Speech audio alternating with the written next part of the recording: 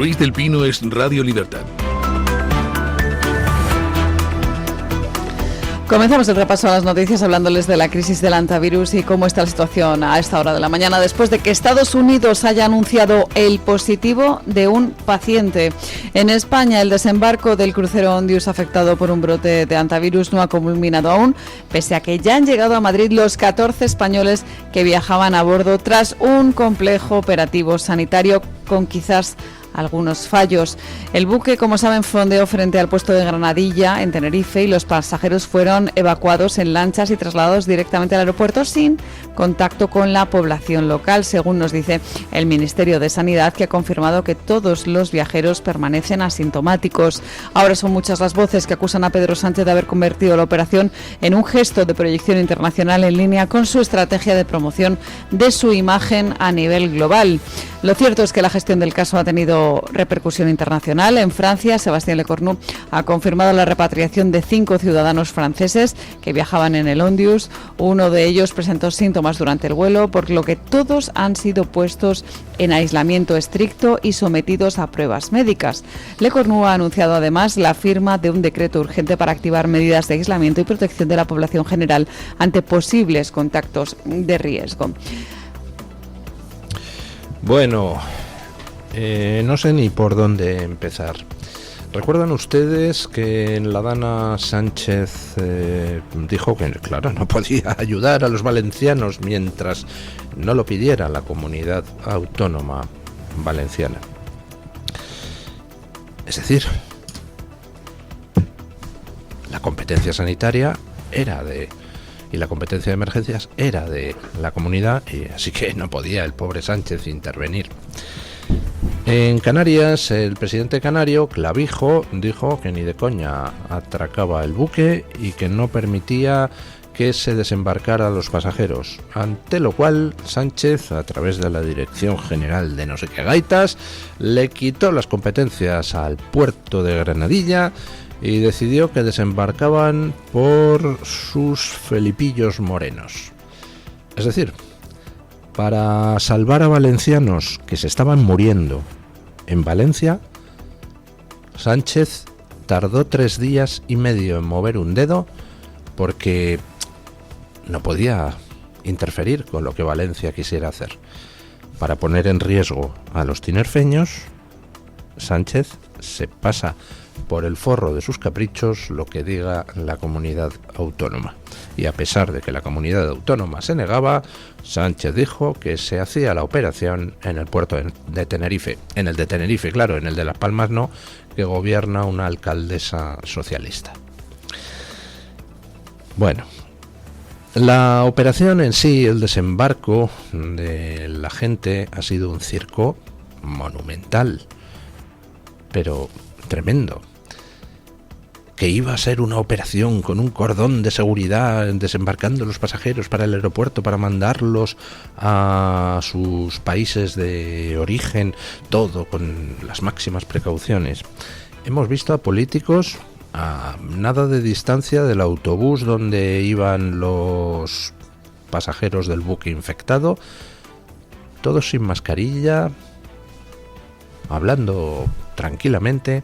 Hemos visto como dentro del autobús algún técnico enviado por la administración española se quitaba la mascarilla, otro técnico bajaba del autobús ya con el EPI en la mano. O sea que de cordón de seguridad y máxima precaución biológica, nada de nada. Un auténtico esperpento. Si era algo tan peligroso, pues ¿qué hace gente quitándose la mascarilla, otros quitándose el traje de protección? Y si no era necesario, porque no es un virus tan transmisible, ¿qué hacían llevando traje de protección? ¿Era todo paripé? Bien. Tercer aspecto. La mema, Mónica García, quien salió a decir para tranquilizar a los tinerfeños que nadie en el barco tenía síntomas. que por tanto no había apenas riesgo. Vale, ha sido sacar a los pasajeros del buque, enviar a unos a Estados Unidos, otros a Francia, otros a otros lugares. Resulta que de los 5 que van a Francia, una confirmaron inmediatamente los franceses que presentaba síntomas. No se ha hecho análisis todavía, pero síntomas compatibles con el antivirus presentaba, en contra de lo que dijo Mónica García. Pero es que de los que se han ido a Estados Unidos, que creo que son como 13 o 17, hay uno que presenta síntomas compatibles con el antivirus y otro que no es que presente síntomas, es que ha dado positivo en el test. Y todo esto nada más tomar los aviones. Debe de ser que es que justo ha sido al llegar a los aviones cuando uno se ha contagiado y otros 2 han empezado con síntomas compatibles con el antivirus. ¡Qué casualidad! No bajaron del barco con esos síntomas o con ese contagio, no. Ha sido el subir a los aviones, ¿no, doña Mónica García? Quiere decir que se ha bajado a la gente del barco sin hacerle un PCR, sin hacerle un análisis que se podía haber hecho en el barco. Ah, ¿y por qué? ¿Por qué ha mentido doña Mónica García? ¿Por qué ha mentido? Ha afirmado algo que o sabía que no era cierto o no tenía los datos para poder afirmarlo. Y no tenía los datos porque al parecer no se ha hecho el test hasta que han subido al avión con el que se iban a sus países de origen. Pero lo más curioso es otra cosa. Al final, analicen ustedes lo que se ha hecho en Tenerife. Simplemente sacar a la gente de los barcos y meterla en aviones para llevarla a sus países de origen. Ah. No se ha prestado asistencia médica en tierra. No hacía falta ninguna instalación médica en tierra. Bastaba con unos señores con traje de protección, que los que hemos puesto nosotros, algunos se lo quitaba y esas cosas. Bastaba con unos señores con traje de protección que cogiera a los pasajeros del buque y los metiera en aviones a sus países de origen. Ah, esa era toda la operación. Ah, ¿y por qué no se ha hecho en Cabo Verde? Me dirán ustedes, hombre, es que el gobierno de Cabo Verde se ha negado. ¿El gobierno de Cabo Verde se ha negado? Pues el gobierno de Cabo Verde hizo esa operación con 3 personas que estaban enfermas de antivirus. ¿Recuerdan ustedes ese avión que salió de Cabo Verde, que no le dejaron aterrizar en Marruecos, que al final aterrizó en Valencia, que siguió viaje hacia Holanda con 3 personas enfermas a bordo? Esos salieron en Cabo Verde. Porque la operación es sacarlos del barco, meterlos en un avión y para su país de origen. Por tanto, si eso lo hizo Cabo Verde con 3 personas enfermas, ¿por qué no lo hizo con el resto de personas que en principio no estaban enfermas? ¿Qué problema había? A ver si ante lo que estamos es ante una operación de marketing a nivel internacional de Sánchez, que lo que dijo fue: esta es la mía. Esto que se puede hacer en Cabo Verde, lo quiero hacer yo. Oye, OMS, que ya sabes que hemos aumentado un 120% las contribuciones a la OMS, ya sabes que vamos a meter ahí a Mónica García en el comité directivo, que montamos aquí en Canarias una operación, no en Las Palmas, que es alcalde socialista, en Tenerife. Y montamos ahí la operación que se podía haber hecho en Cabo Verde, y aquí sacamos a los pasajeros del barco sin hacerles ni siquiera una PCR en el barco, lo metemos al avión y a sus países de origen. Ah. A ver si no ha sido la OMS quien pidió a Canarias que acogiera el buque, sino que fue Sánchez el que pidió a la OMS acoger el buque, para así tener una escena a nivel internacional. El asunto: no había ninguna necesidad de hacer la operación, es decir, los pasajeros podían haber seguido perfectamente en el buque. Pero de hacer la operación no había ninguna necesidad de hacerla en Canarias. Se podía haber hecho en Cabo Verde. Pues, ¿qué quieren que les diga? Estamos ante una operación donde se ha puesto en riesgo la salud de los canarios simplemente como operación de marketing de Sánchez a nivel internacional, en su campañita para tratar de colocarse en alguna parte cuando le echemos a hornazos de Moncloa el año que viene. Pues da toda la sensación, ¿no? Y el problema es precisamente ese, que ha puesto en riesgo la vida de gente en Canarias. Porque al final, ni cordón de seguridad, ni leches.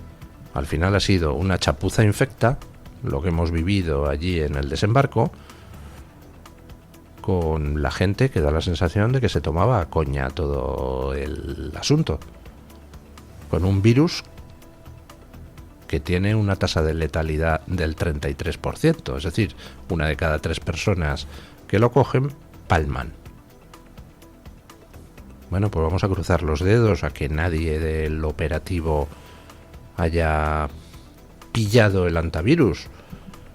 Lo que tiene Sánchez a su favor es que es un virus de baja posibilidad de transmisión. En condiciones normales es difícil transmitirlo. Ahora en recintos cerrados no es tan difícil, como demuestra la experiencia en el barco. Reitero la pregunta a Mónica García. ¿Cómo es posible que nada más desembarcar un pasajero francés y uno americano muestren síntomas compatibles con antivirus y un segundo pasajero americano dé positivo en la PCR de antivirus? Es decir, ha desembarcado usted a gente que estaba infectada. Ni siquiera hizo una prueba dentro del barco para ver quién estaba infectado y quién no lo estaba. Ya. Bueno. ¿Recuerdan ustedes que hace unos días saltó la polémica de la prioridad nacional? Y yo ya les dije a ustedes en ese momento que me parecía estupendo que esa polémica se produjera, porque el apoyo a lo de la prioridad nacional, al concepto de prioridad nacional de Vox, es transversal a los partidos.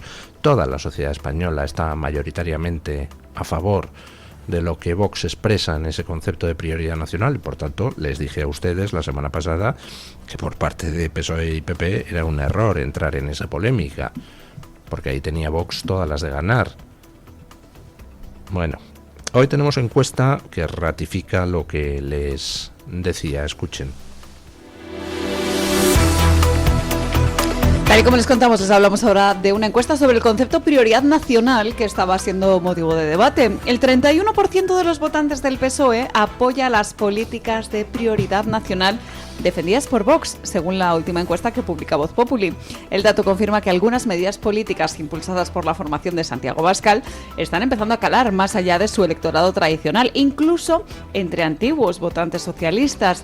El estudio señala que el 53% de los españoles, más de la mitad, respalda medidas englobadas bajo ese concepto. El apoyo es mayoritario entre los votantes de Vox, con un 86%, y del Partido Popular, con un 74%. Pero el dato que más incomoda al PSOE es que casi 1 de cada 3 de sus electores comparte esa visión, especialmente en asuntos relacionados con inmigración, ayudas sociales y acceso a recursos públicos. La encuesta refleja además que un 62% de los ciudadanos cree que los pactos autonómicos entre PP y Vox anticipan un futuro gobierno de coalición en España. En Ferraz, por tanto, crece la preocupación por el cambio en las actitudes de su electorado tradicional. 1 de cada 3 votantes del PSOE apoya el concepto de prioridad nacional de Vox. No creo que nadie se sorprenda a estas alturas, ¿no? Básicamente porque es que son muchos los votantes del PSOE que tienen que sufrir las consecuencias directas de la avalancha migratoria propiciada por el Partido Socialista.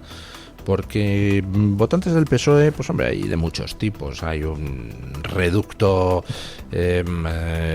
hooligan, sobre todo de gente de muy avanzada edad, que, bueno, pues todavía vive en determinados esquemas mentales heredados de la guerra civil o el franquismo, y que esos no van a cambiar de voto nunca, pero ese es un reducto pequeño y además que tiende a la desaparición simplemente porque la gente va cumpliendo años. Hay otra parte de los votantes del PSOE que, bueno, apoyan al PSOE porque viven de ello. Hay una legión de gente colocada en organismos públicos, de gente colocada en ayuntamientos, comunidades, gobierno central, que para poder seguir viviendo de no hacer básicamente nada, necesitan que el PSOE siga en el gobierno. Y luego hay la gente de a pie.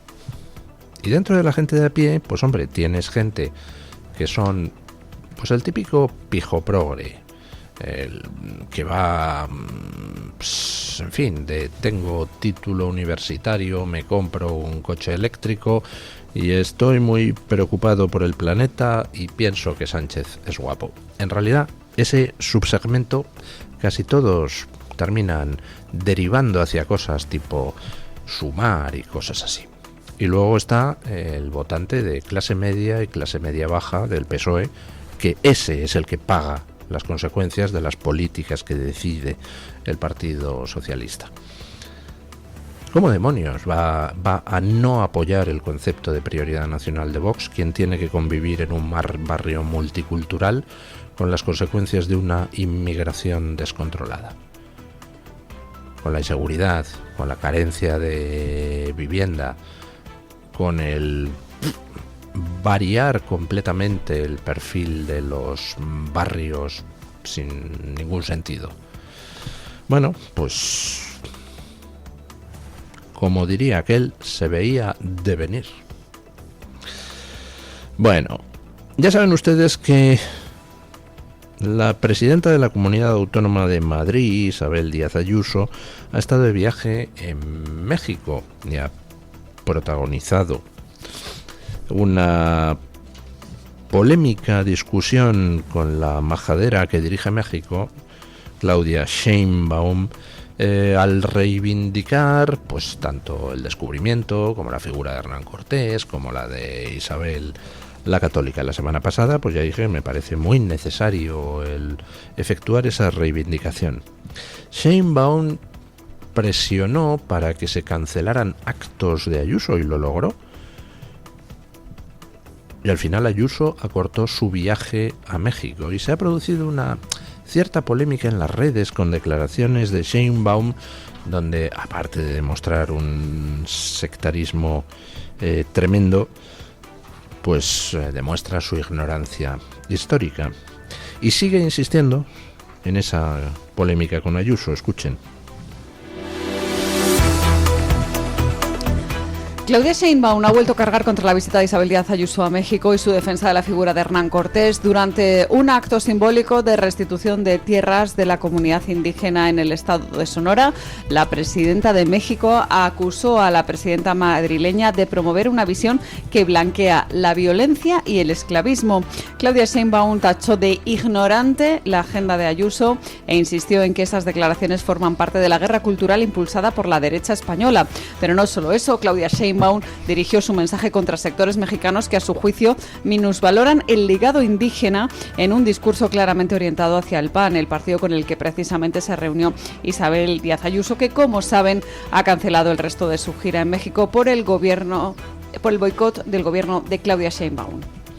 Bueno, por supuesto, Claudia Sheinbaum se ha revuelto contra esos mensajes que recuperan la figura de alguien que es uno de los mayores genios de la historia, Hernán Cortés. Hernán Cortés no fue solo un genio militar, sino también sobre todo un genio diplomático. Solo un genio diplomático hubiera sido capaz de hacer lo que hizo Cortés, que es con un puñado de hombres, porque eran muy poquitos, aunar a un montón de pueblos sojuzgados por los mexicas y tomar Tenochtitlán y deponer a los aztecas, hacía falta ser un genio de la diplomacia para poder hacer aquello, y lo hizo. Y lo hizo además con ayuda de la Malinche, esclava de los aztecas, a quien Cortés liberó y con quien luego se casó, y que era la que le servía de intérprete. La gesta española está llena de infinidad de actos de heroísmo y podemos enorgullecernos de muchísimas cosas. Por ejemplo, si hoy en día se conservan en toda América idiomas nativos, es gracias a los españoles, gracias a que quienes pusieron por escrito las gramáticas y los diccionarios de cada una de las lenguas fueron misioneros españoles, porque querían predicar el Evangelio, y nada mejor que hacerlo en la lengua vernácula. Comparen ustedes la situación de las lenguas al sur del río Bravo con lo que pasó con las lenguas al norte del río Bravo, donde por supuesto ningún inglés se afanó en hacer una gramática de ningún idioma de los indios americanos.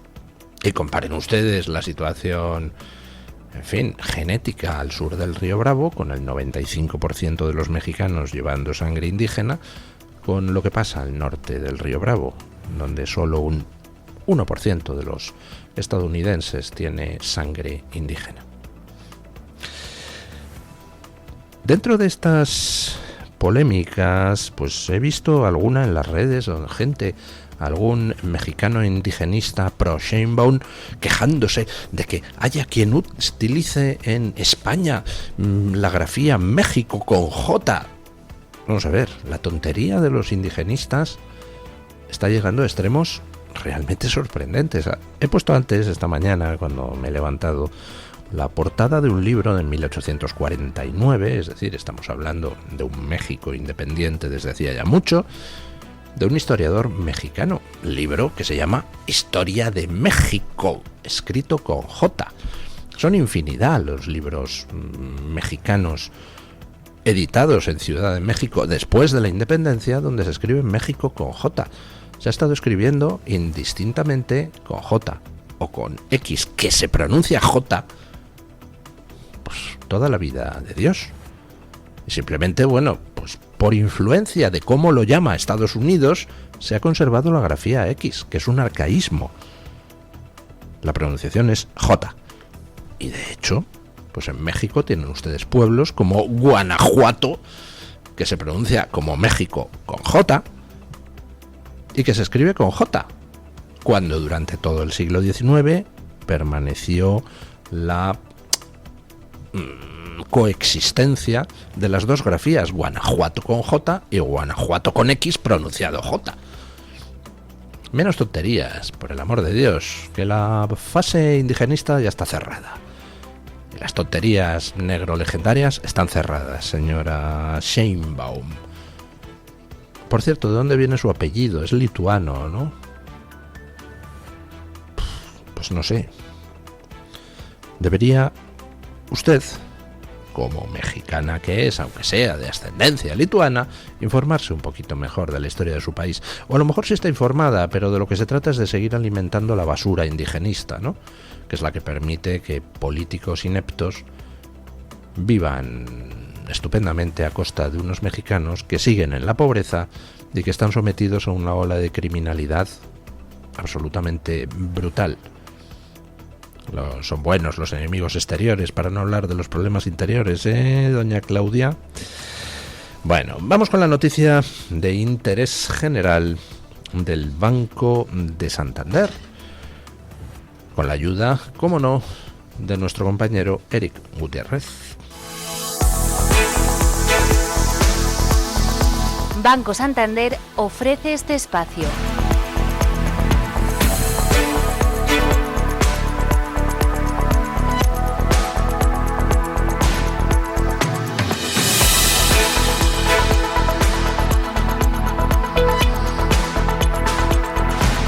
Si han pasado cerca de un cine estos días, seguro que han escuchado los acordes de Thriller o Billie Jean.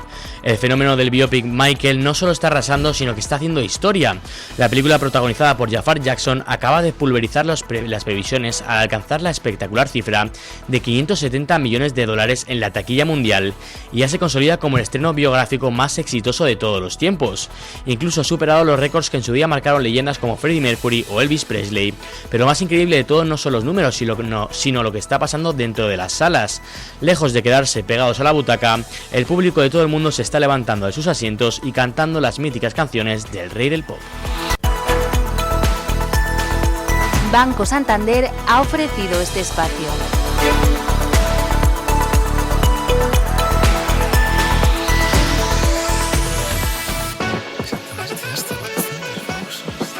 Oye, eso de que el Santander me da hasta 400 pavos solo por mi nómina y 2 recibos, ¿es de verdad? Tal cual, 400 euros si traes tu nómina y 2 recibos al Santander. Me renta. ¿Y aún hay tiempo?